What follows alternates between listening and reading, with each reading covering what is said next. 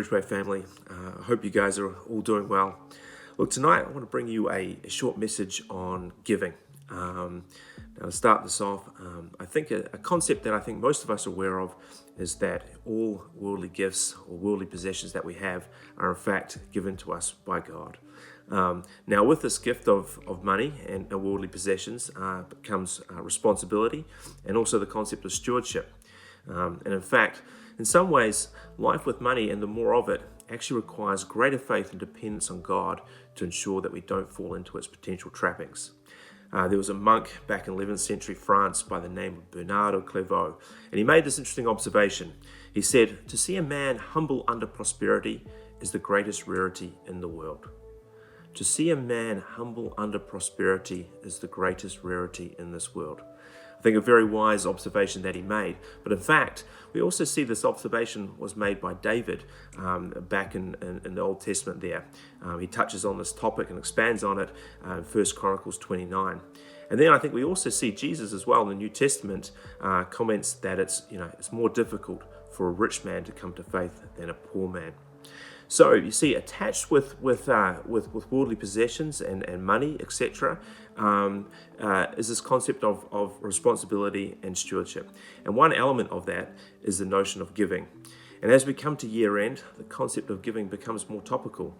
First of all, we think about Christmas gifts for people, for our loved ones, our family, our friends, etc. We also think about God's ultimate gift to us in the birth of His Son, Jesus Christ.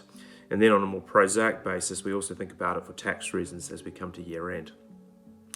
So as we come into this season of giving, and really it shouldn't be too seasonal, I do want to remind you that giving is actually an act of worship.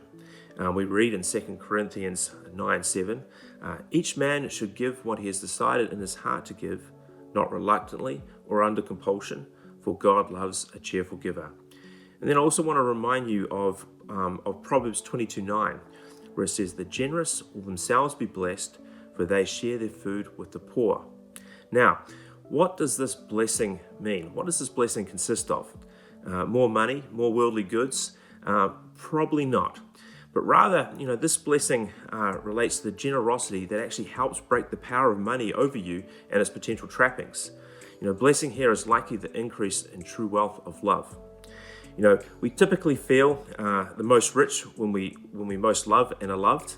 And radical generosity is a love toward God and others that exponentially increases love.